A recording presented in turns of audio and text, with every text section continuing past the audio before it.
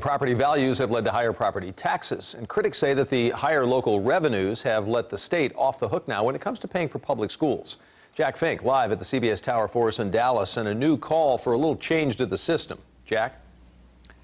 Well, Doug, some Texas senators are now studying ways to change the state's school funding formula, and that could have a major impact on the state's 6 million public school children.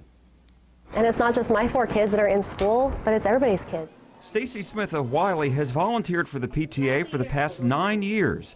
She says she's happy to hear the Texas Senate will now look at changing how the state pays for public schools. I think it's great that we're having this discussion. The top budget writer in the Senate, Republican Jane Nelson of Flower Mound, ordered the study. The system is a mess, and it needs to be, in my opinion, thrown out, and we need to start over. Critics say the state relies too heavily on local property taxes to fund schools. Others reject what's called Robin Hood, in which wealthier school districts subsidize poorer ones. Democratic State Representative Eric Johnson of Dallas says something needs to change.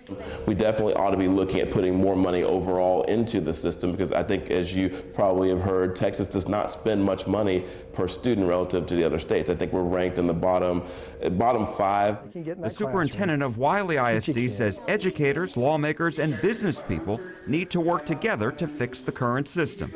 I wouldn't give it an A, but I wouldn't give it an F either. You know, I think that we're looking at a C with the idea for a B, but we're Texas. And Texans look for A. How can me, as an average parent, look at what the state's doing and look at where the finances are going and understand it?